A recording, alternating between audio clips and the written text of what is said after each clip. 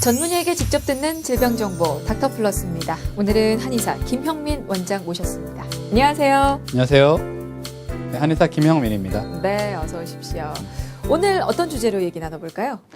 네, 건강과 아름다움을 한 번에 잡는 교정치료법이 있습니다. 바로 일자목과 안면 비대칭인데요. 많은 분들이 일자목과 안면 비대칭을 갖고 있고 많이 들어봤지만 방치하고 있는 경우가 굉장히 많습니다. 네.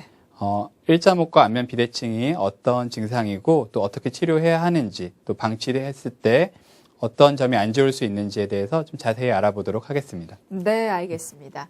먼저 하나하나 질문을 드리기에 앞서서 각각 정의부터 좀 듣고 갈까요? 일자목과 안면 비대칭 어떤 겁니까?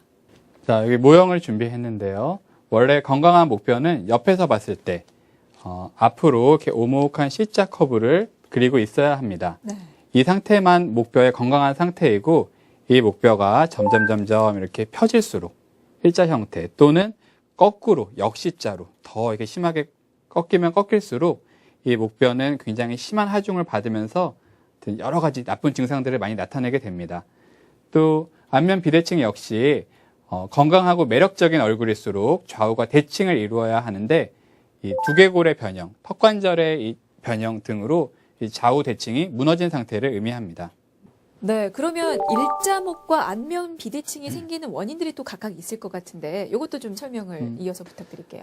일단 일자목 하면 모든 안 좋은 목뼈 변형의 시작이라고 할 수 있는데요. 이 일자목이 생기는 가장 근본적인 원인은 평소에 생활 자세에서 내 어깨보다 이 머리가 앞으로 많이 빠져나가 있는 이런 시간이 길면 길수록 일자목이 진행이 되게 됩니다. 네. 특히 이번 연구 결과에서 그 목의 각도가 보통 사람의 평균 이 머리 무게가 5.5kg 정도 되는데 약 15도 정도 기울인 상태로 있으면 이 머리의 무게가 목뼈에 전해지는 하중이 12.5kg. 한 스마트폰 볼 때처럼 한 60도 정도 기울이게 되면 한 28.5kg까지 증가한다고 하는데 28.5kg이면 8살 아이 몸무게입니다. 네. 머리에 계속 그런 하중을 지니고 있게 되면 이 작은 목뼈들이 결국 견디지 못하고 점점 이렇게 펴지면서 여러 가지 변형을 유발하게 됩니다. 그렇군요. 아, 머리가 그렇게 무거운 줄 미처 몰랐네요. 그렇죠. 네. 근데 이제 그래서 그런지 목뼈가 좋지 않으면 여러 가지 문제가 생길 수 있다고 하잖아요. 네네. 어떤 문제들이 생길 수가 있을까요? 일단 목뼈가 틀어지게 되면 그 건강한 목뼈 앞으로 이렇게 C자 커브를 지니고 있을 때는 이 머리 무게가 한 20%만 이 아치의 원리에 의해서 목뼈로 전달이 되고 나머지 80%는 사라져 버립니다. 이 목뼈가 자꾸 펴지게 되면 이 100% 이 목뼈를 누르게 되면서 이 목뼈 사이에 있는 작은 이 추간판들 자꾸 눌리게 됩니다. 네네네. 그러다 보면 결국 약한 곳에서부터 문제가 생길 수밖에 네. 없는데 일단 목 디스크라든지 이런 부분은 너무 직접적으로 연결이 되어 있는 증상이고요. 또 그 외에도 이 머리가 자꾸 앞으로 빠져나가려고 하니까 목 뒤에서는 근육들이 늘 머리가 빠져나가지 못하게 잡아주고 있어야죠. 만성적인 목과 어깨 쪽에 결림, 근육 뭉침 등이 발생할 수밖에 없습니다. 네. 특히 일자목이 진행되었을 때 목 쪽, 어깨 쪽 근육이 뭉치는 것 외에도 이 목에서는 굉장히 중요한 신경들이 많이 나가게 됩니다. 특히 1번과 2번은 이 두통을 유발하는 아주 핵심적인 뼈인데 특히 경추 1번의 문제는 이 정수리 쪽 두통을 유발하고 2번 뼈는 편두통을 유발합니다. 특히 1번과 2번은 안구 쪽으로도 연결이 되어 있기 때문에 1번과 2번 뼈가 틀어져 있는 경우는 매우 심한 안구 피로부터 시작해서 다양한 안구 질환들 이렇게 야기할 수 있습니다. 이 3번과 4번 같은 경우는 이 코와 귀 쪽으로 많이 연결이 되어 있기 때문에 이렇게 만성적인 비염, 축농증, 그리고 이명이나 돌발성 난청 등과도 밀접하게 관련이 되어 있습니다. 특히 3번, 4번은 이 갑상선 쪽으로도 기능이 이렇게 연결되어 있어서 이 3번, 4번에 문제가 생겼을 때 어떻게 이게 틀어지느냐에 따라서 어떤 신경을 누르느냐에 따라서 갑상선 기능의 이상도 유발할 수가 있습니다.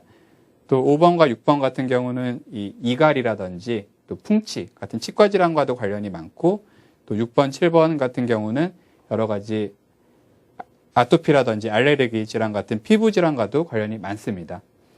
물론 기본적으로 일자목이 진행되면 이 압력이 너무 높아지기 때문에 이 목 쪽으로 빠져나가는 신경이 눌려서 목 디스크 같은 좀 심각한 증상들도 다 유발할 수가 있습니다. 추가적으로 그 불면증을 심하게 겪으시는 분들이 본인의 목이 안 좋아서 그런 불면증이 올 수 있다는 사실을 지금 잘 모르고 계시는 경우가 있습니다. 우리가 어떤 좀 설레는 일이 있거나 해서 어느 날 하루 잠을 못 잘 수는 있지만 이것이 1년이 되고 10년이 되고 계속 되풀이되는 불면증의 경우는 내 몸에 어떤 구조적인 변화가 있지는 않은가 의심해 봐야 하는데요. 특히 목뼈 같은 경우는 다른 뼈와는 다르게 이렇게 뼈 양 옆으로 이렇게 구멍이 쫙 나 있습니다. 네. 이 구멍을 통해서 이 심장에서 박동을 하면 뇌로 혈액 공급을 하는 아주 중요한 동맥인 경추동맥이 지나가게 되는데요. 네. 일자목이 진행되면 하도 눌림이 심하기 때문에 목뼈들이 이렇게 틀어집니다. 틀어지게 되면 양 옆에 이 동맥의 흐름이 달라져도 문제가 되고 구불구불해져서 이 흐름이 좀 원활하지 않아도 문제가 됩니다. 네. 이게 낮에는 여러 가지 활동을 하기 때문에 심장이 강하게 펌프질을 해주면서 그래도 어느 정도 흐름을 좀 공급을 해주지만 사람이 자려고 누우면 그때는 심장이 고요하게 뛰기 때문에 그때는 이런 부분에 그 흐름이 좀 저하된 부분이 더 심하게 느껴집니다. 뇌에서 볼 때는 이 한 3분만 혈액 공급이 끊겨도 뇌세포가 다 죽기 때문에 굉장히 중요한 문제예요. 항상 이 혈액 공급이 잘 되고 있는지 잘 보고 있는데 그러다 보니까 잠들려고 뒤척뒤척 하면서 이 어느 정도 흐름이 좀 잘 통하는 각도를 찾는데 목이 안 좋은 분들일수록 오래 걸리겠죠. 그러니까 잠드는데 걸리는 시간이 오래 걸리고 또 자다 보면 또 이렇게 뒤척거리면서 이 자세를 벗어나면 뇌에서는 이 혈액 공급이 더 중요한 문제이기 때문에 자꾸 좀 깨우게 됩니다. 심한 경우는 자다가 몇 번이고 깨게 되는 거고 깨진 않더라도 아주 얕은 잠을 자게 되겠죠. 그러다 보니까 아침이 돼도 피곤이 그대로 쌓여있는 그런 만성 피로에 더 가중되게 됩니다. 이게 근데 사실 잘못된 자세, 그러니까 생활 습관 때문에 생긴다고 말씀을 하셨는데요. 네, 맞습니다. 사실 교통사고나 이런 피치 못할 어떤 외부적인 상황 때문에 또 생길 수도 있을 것 같거든요. 만약에 그랬을 때 혹시 증상이나 치료법은 다르게 나타나나요? 이게? 일단은 교통사고로 인해서 일자목이 생길 수는 없고요. 아, 그래요? 이제 저희 전문적으로 치료를 할 때는 이분이 교통사고 환자로 왔더라도 원래 목뼈가 안 좋으셨던 분인지 이번에 사고로 인해서 충격으로 순간 안 좋으신 분인지 다 이제 구별이 갑니다. 근데 다만 일자목이 진행이 되면 될수록 이 목은 충격을 흡수할 수 없는 구조이기 때문에 남들보다 훨씬 큰 이런 손상을 입게 됩니다. 네. 남들은 똑같은 충돌에도 그냥 가볍게 일상생활 이렇게 지낼 수 있는데 혼자서 굉장히 큰 충격을 받고 그 몇 달 동안 고생하시는 분들 이미 지금 일자목이 평소에 많이 진행되었기 때문에 그 충격이 더 크게 좀 몸에 좀 손상을 주는 그런 경우라고 할 수 있습니다. 그러면 뭐 증상 나타나는 건 똑같고 치료법도 비슷한 겁니까?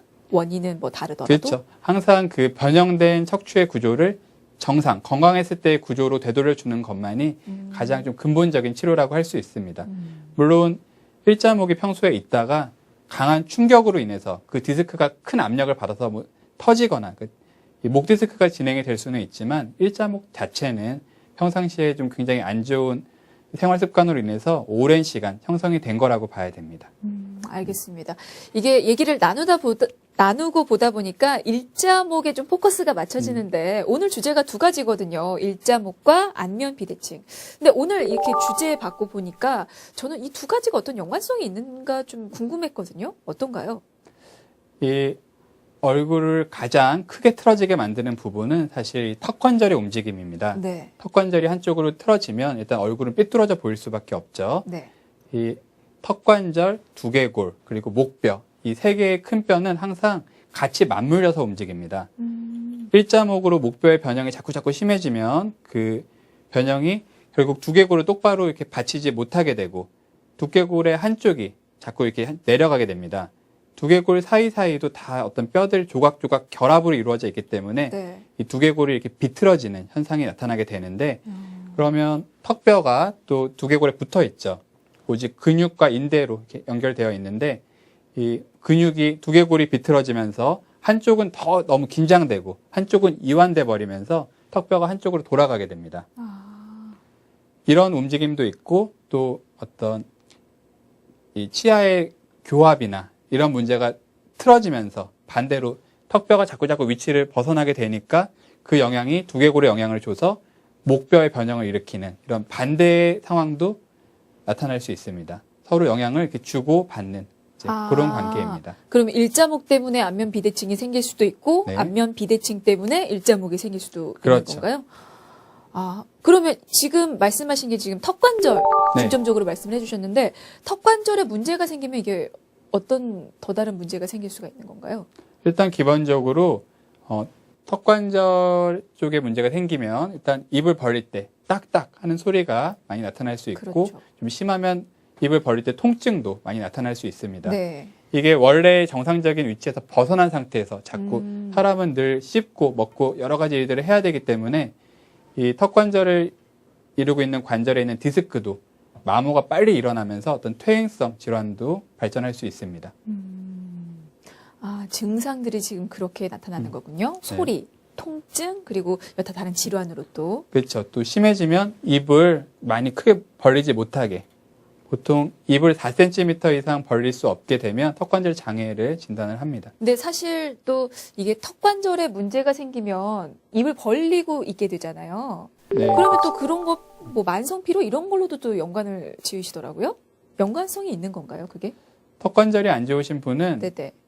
이 시간이 지나면 지날수록 반드시 일자목 증상 갖게 되고 일자목이 또 밑쪽으로 내려가면서 이 척추에 다 안 좋은 영향을 끼치기 때문에 기본적으로 만성피로랑은 뭐 직결된다고 할 수 있습니다. 아까 말씀드린 것처럼 머리가 늘 어깨보다 앞으로 빠져나가 있으면 네. 목과 어깨 근육은 뭉칠 수밖에 없는데 불필요한 운동이죠. 사실 할 필요가 없는 일을 하루 종일 근육이 막 힘을 쓰고 있습니다. 또 목과 등에서 여러 가지 내장으로 가는 신경들이 나가고 있는데 그 부분이 자꾸 비틀어지면서 좀 신경 흐름에 저하가 오면 내장 기능이 많이 떨어지면서 또 만성 피로를 또 유발하게 됩니다. 기본적으로 이 척추가 건강한 상태를 좀 구조를 잃어버린 분들은 만성 피로는 아주 따라다니는 증상이라고 할 수 있습니다. 그러면 평소에 만성 피로를 잘 느끼거나 어깨 자주 결려하시는 분들 네. 혹시 목뼈에서 그 원인을 좀 찾아도 되겠네요. 목뼈와 등뼈, 하여튼 전체적으로 다 관련이 있습니다. 특히 그렇게 피로감을 많이 느끼시는 분들은 마사지를 받아서 그 피로를 풀려고 하시는 분들이 많은데 맞아요. 전문적인 입장에서 볼 때는 좀 맞지 않는 방법입니다. 어떤 점에서요? 이 근육이 정말 운동선수들이 근육을 무리하게 사용한 것처럼 많이 사용해서 네. 그럴 때는 마사지로 그 근육을 풀어주고 하는 것이 굉장히 좋은 치료가 될 수 있지만 네네. 사실 현대인들은 이 근육이 체형이 자꾸 구부러지면서 늘 구부정하게 있는 시간이 너무 길어지다 보니까 목 뒤, 등 쪽에 있는 근육들이 그걸 지탱하려고 굳는 것 뿐이고 사실 등 쪽의 근육이 거의 발달해 있지 않습니다. 그렇기 때문에 굳이 마사지를 받아야 한다면 구부정한 현대인들일수록 오히려 앞쪽을 풀어줘야죠. 더 체형이 반듯해질 수 있게 이쪽 소흉근이라든지 복근 쪽 이런 굳어진 근육들을 풀어줌으로써 더 이렇게 펴지게 해야 되는데 오히려 약해진 등 쪽을 자꾸 풀고 더 구부러지겠죠. 그런 데다가 이미 좀 이 굳어버린 근육은 일단 문질러주고 만져줄 때는 좀 시원한 느낌은 들지만 네. 결국 일자목인 사람은 머리는 앞으로 빠져나가 있기 때문에 다음날 아침에 눈 뜨면 근육은 다시 뭉치기 시작해야 돼요. 그렇죠. 이 부분 구조적인 문제를 해결해주지 않고 근육만 푸는 걸로는 계속 되풀이되는 문제가 되는 거죠. 어떤 근본적인 치료로 들어간다고 얘기하기는 좀 힘듭니다. 근데 등 마사지 받으면 진짜 시원하긴 하는데 받을 때 굉장히 시원하죠. 네, 이게 그러면 아무 도움이 안 되는 건가요? 아무 도움도 안 된다기보다는 이제 마사지를 할 때도 그 사람의 체형을 보고 정말 그 체형에 문제가 되는 부분을 더 집중적으로 마사지 해주는 것이 일단 더 도움이 될 수 있고요. 근데 대부분의 현대인들은 이렇게 등을 쫙 펴고 바른 자세를 취하기보다는 네. 컴퓨터하고 뭐 스마트폰 보고 하면서 이렇게 구부정하게 있는 시간이 길다 보니까 이제 등 쪽에 오히려 좀 근육들이 많이 약화되어 있어서 그런 분들은 좀 이렇게 등 마사지만 받고 하는 것을 좀 피해야겠죠. 네, 그리고 계속해서 안면 비대칭에 대해서 좀 질문을 드리도록 하겠습니다. 사실 어떤 사람이든 얼굴 좌우가 똑같이 대칭이 되는 사람은 없다고 하잖아요. 네, 맞습니다. 네, 그렇게 보면 그럼 대부분의 사람들이 안면 비대칭이라는 얘기인데 그러면 모든 사람들이 그렇게 치료를 받아야 되는 겁니까? 물론 그것은 아닙니다. 그 정도가 이제 심해질수록 사실은 얼굴의 변화가 이 전체 척추의 변화를 이미 그대로 반영을 하고 있는 것입니다. 이 안면 비대칭이 심한 분들은 일단 턱관절에도 시간이 지나면 지날수록 좀 많은 문제를 좀 유발할 수 있고 또 전체 이 체형이 많이 비틀어져 있는 것이 그대로 반영되어 있기 때문에 그게 어느 정도로 좀 넘어서는 그리고 어떤 본인의 자각 증상과 좀 맞물려질 때 그럴 때는 좀 빨리 좀 치료를 할수록 더 쉽습니다. 그러면 치료를 받아야 하는 안면 비대증 이거 자가 진단할 수 있을까요?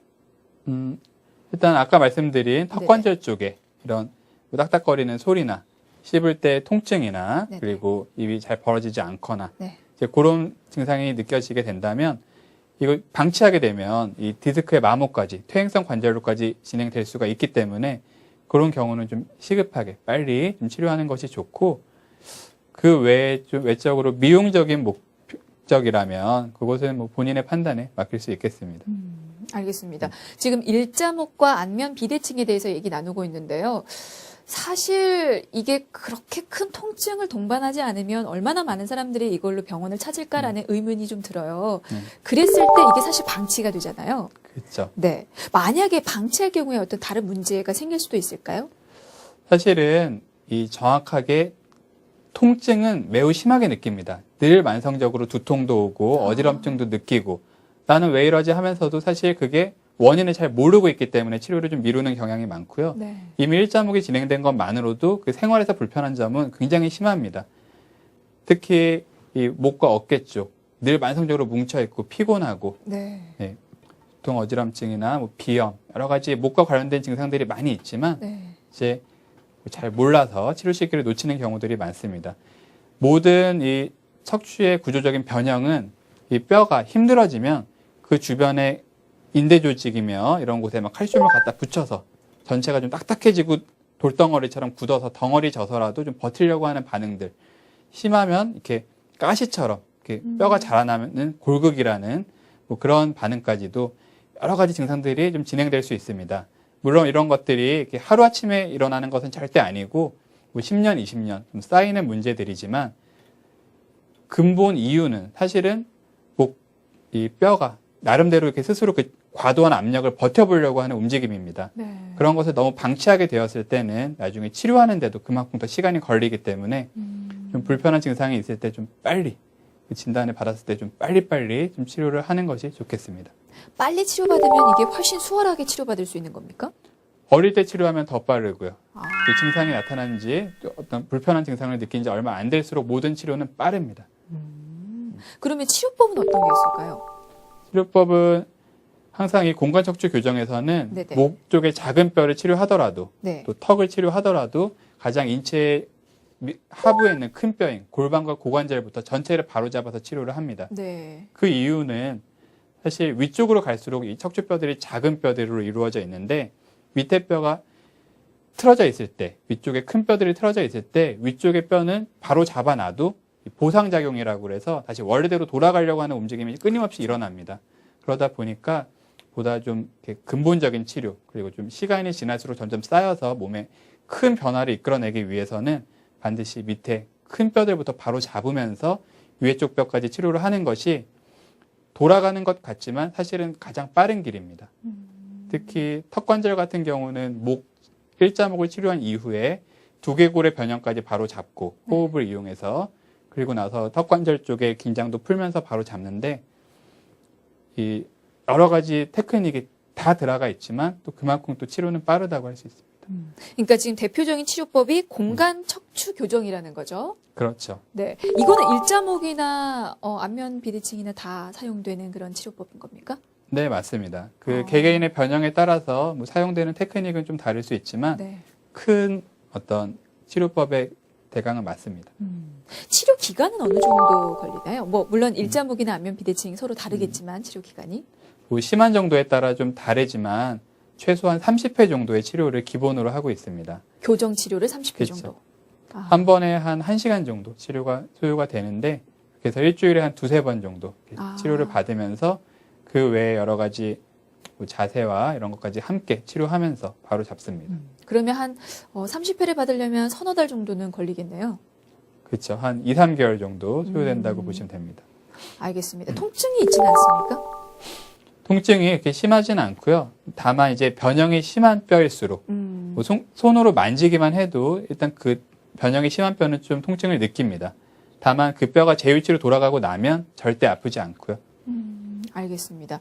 지금 공간 척추 교정법이라고 해서 사실 이거는 수술 없이 교정이 가능한 방법이잖아요. 네, 맞습니다. 혹시 부작용이 있지는 않은지를 또 여쭤보고 싶은데요. 이 척추의 구조가 가장 건강했을 때의 상태로 만들려고 하는 것이기 때문에 부작용이라고 할 수 있는 부분은 뭐 딱히 없습니다. 다만 모든 교정 치료가 그렇듯 뭐 시술자의 뭐 잘못된 방법이라든지 환자와의 호흡 미스로 인해서 갈비뼈 골절 정도? 근데 갈비뼈 골절은 시간을 한 달, 두 달 정도 지나면 도로 붓는 문제이기 때문에 큰 문제라고 할 수는 없습니다. 사실 부작용까지는 아니지만 저는 어떤 답변을 예상하고 질문을 드렸냐면요. 교정을 30회 이상 받고 혹시 다시 재발하거나 이제 다시 돌아올 수도 있지 않을까라는 그런 답변을 예상하고 질문을 드렸는데 이제 없다고 하시니까. 일단 네네. 이 교정이 되면 교정된 것까지는 뭐 특별한 원인이 없는 한은 네. 뭐 혼자서 돌아가거나 그런 일은 없습니다. 특히 우리가 이 척추 상태를 정말 건강한 척추는 뒤에서 봤을 때 이렇게 골이 가운데 등을 따라서 쭉 내려오는 마치 뭐 운동선수들의 등을 보면 가운데 움푹 파여서 골이 내려오는 것처럼 그 상태가 되면 그 척추가 바른 위치로 돌아가면 척추를 지켜줄 수 있는 기립근들이 발달하기 때문에 척추가 이제 그 정도가 되면 웬만한 충격에는 잘 흔들리지 않습니다. 정말 작정하고 안 좋은 자세를 계속 반복해서 취하거나 이러지 않으면 그런 일은 없다고 보셔도 됩니다. 알겠습니다. 이렇게 수술 없이 할 수 있는 교정 방법에 대해서 살펴봤고요. 그리고 간단한 시술로도 또 교정이 가능한 방법이 있다고요? 네, 안면 비대칭의 경우에 네네. 정말 그 큰 이 골격의 변화는 이런 교정의 방법으로 움직이지만 입꼬리의 처짐이라든지 뭐 눈가 짝눈이라든지 다양한 그런 처짐은 그 매선이라고 해서 약실을 이 네네. 얼굴에 자입함으로써 이 비대칭을 바로잡는 그런 방법도 있습니다. 이 약실이 이 처진 쪽으로 더 많이 들어가서 리프팅을 해주면서 그 약실이 결국 이렇게 몸에서 다 분해하면서 자기 조직화 되면서 이 얼굴의 비틀어짐을 자꾸 이제 바로 잡아주는 그런 시술이 있습니다.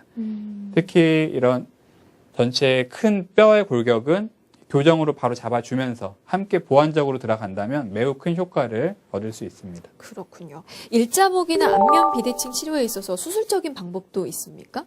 수술적인 방법이라면 일자목에서는 딱히 그런 방법 찾기가 어렵고요. 네. 근데 이제 안면 비대칭 같은 경우는 대표적인 게 양악 수술이 될 수가 있는데 이제 이 턱뼈의 길이를 좀 인위적으로 조절을 하다 보니까 아무래도 이 턱과 연관되어서 틀어져 있는 이렇게 두개골의 변형이라든지 목뼈의 변형과는 무관하게 딱 밖에서 봤을 때 이 턱의 위치를 딱 맞춰놓기 때문에 만약에 그분이 목뼈가 나중에 바로 잡힌다면 네. 이제 길이가 양쪽 다른 게 좀 문제가 되겠죠. 네네네. 그러니까 어떤 미용적인 목적을 위해서는 뭐 양악 수술이나 다양한 방법들이 있을 수 있는데 정말 건강까지 되찾으면서 사실 이 안면 비대칭이 심해지면 본인의 자각 증상은 여러 가지 통증으로 다양하게 나타나고 있기 때문에 네. 그런 부분까지 함께 치료하려면 이 교정과 함께 바른 체형을 갖는 것이 가장 중요합니다.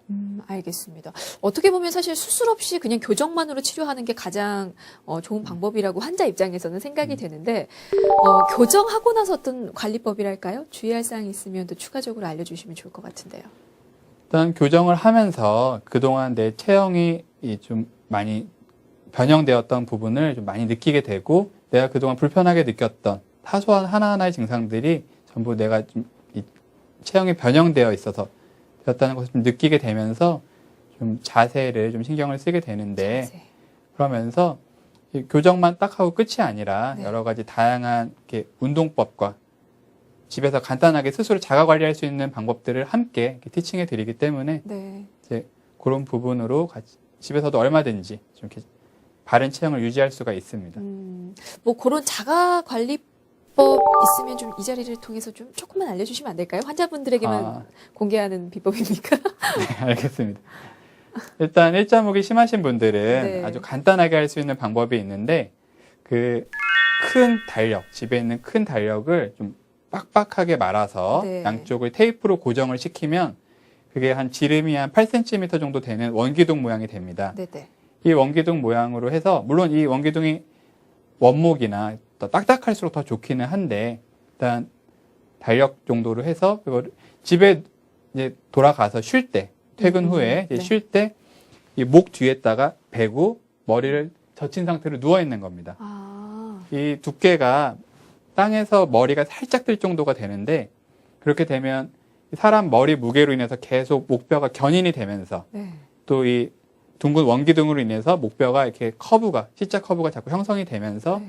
일자목이 많이 개선이 됩니다. 사실 목에서는 가장 중요한 것은 이 C자 커브를 바로 잡는 게 이 뼈의 좌우의 틀어짐 이런 걸 잡는 것보다 더 중요한 문제이기 때문에 네. 일단은 이것만 좀 일상생활에서 많이 좀 실천을 하셔도 보통 목이 굉장히 편해지고 어깨가 굉장히 가벼워졌다고들 많이 말씀을 하십니다. 자, 끝으로 일자목과 안면 비대칭 예방을 위한 방법 있으면 또 소개를 해주실까요? 항상 모든 이런 변형은 미리미리 막는 것이 가장 좋습니다.